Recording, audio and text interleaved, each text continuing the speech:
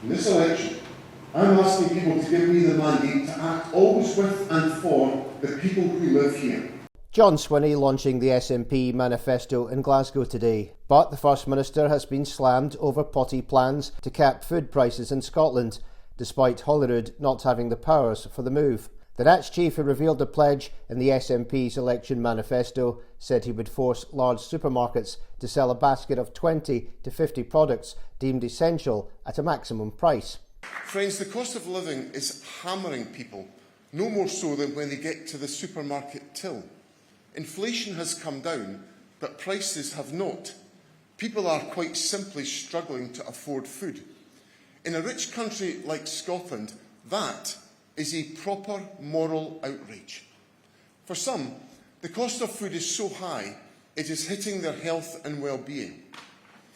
Now, with the current powers of our Parliament, I cannot normally set prices at the till. But things have got so tough, it is now impacting on our nation's nutrition. That is a public health issue, and I have public health powers. So I can announce today that if re-elected, your SNP government will use our public health powers to set a maximum price for essential food items, reducing the price of the weekly shop, putting more money in people's pockets. Bread, milk, cheese, eggs, rice, chicken, everyday items that make up a decent diet, necessities that no one should ever have beyond their means. That's what you get with a government on Scotland's side. But supermarket industry chiefs immediately branded the idea as a POTTY gimmick, echoing then PM Ted Heath's 1970 price controls, which backfired and fueled soaring inflation. The SNP policy also sparked claims it was set up to fail and be used as a battering ram in a constitutional war with the UK government. And the UK government warned the bid could end up in court, risking taxpayers millions in legal bills, and was undeliverable. The SNP manifesto said, as a public health measure similar to the minimum unit price of alcohol, we are calling on the UK government not to block this action through their flawed Internal Market Act.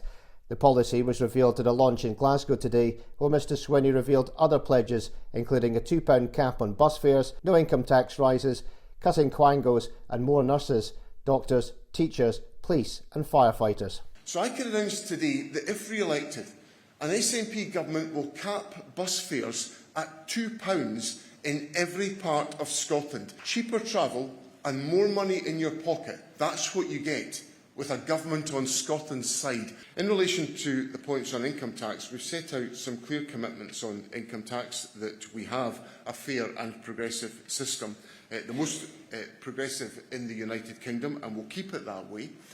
But we also have to be mindful of the turbulent conditions in which we're operating in, and we have to be mindful of the effects of inflation and other factors on taxpayers. So those will be the factors that I will bear in mind as we work through our commitments, which are given in the manifesto, not to increase the number of bands or their rates over the lifetime of the Parliament. So that's an assurance that I can confidently give to the electorate in Scotland. He also put independence front and centre, with the first words of the manifesto saying, elect an SNP government that wants the best for Scotland and choose an independent future for our nation. But opponents warned that Mr Swinney's SNP cannot be trusted, with a stream of broken promises made at the last Holyrood election in 2021 by the now First Minister and then his boss, Nicola Sturgeon. Scottish Labour Deputy Leader Jackie Baillie said Scots know SNP promises are not worth the paper they're written on. She added the SNP still hasn't delivered on the pledges in their last manifesto, or their 2007 one for that matter. If you want to know what dishonest John and the SNP will really deliver, look at their record. Our NHS in crisis, schools declining, crime rising, 10,000 children homeless and roads covered in potholes. Scottish Liberal Democrats Deputy Leader Wendy Chamberlain MP said the SNP's manifesto is a drab document produced by a party that's run out of steam after 2 decades spent failing to deliver for Scotland. Besides their increasingly desperate and dubious claims about independence, the SNP have nothing to offer besides the same sort of implausible freebies they've promised then failed to deliver time and time again.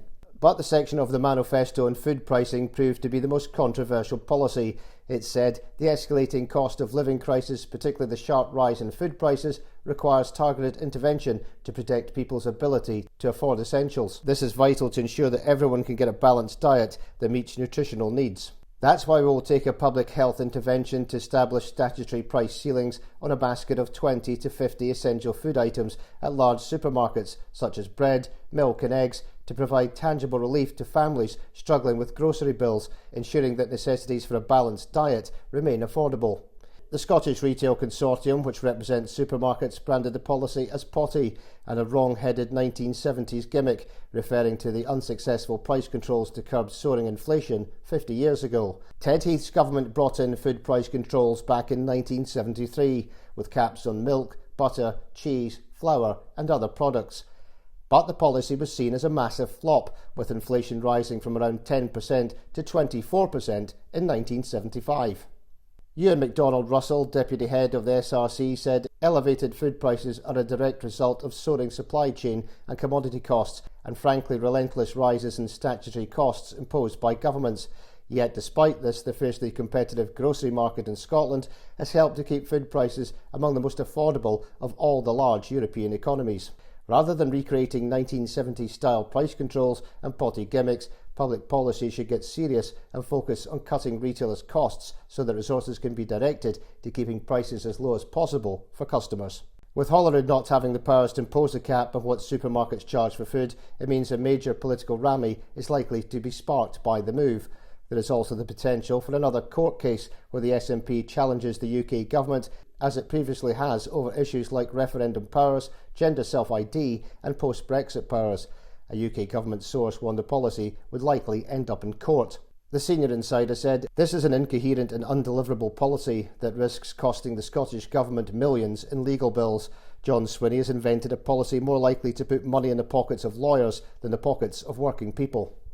The SNP manifesto also said that Scottish producers would be protected from a food price cap, saying crucially this will be implemented alongside a robust support framework designed to shield Scottish producers with support mechanisms and monitoring to ensure that this will not be allowed to impact on farmers and food producers, and we will work with them to ensure supermarkets make the change. The manifesto also pledged a nationwide cap on bus fares of £2, a minimum income for Scottish artists and a private jet and Amazon tax. Mr Swinney also rode in behind opponents and committed to a ban on smartphones in classrooms, despite years of the SNP claiming it was up to individual head teachers.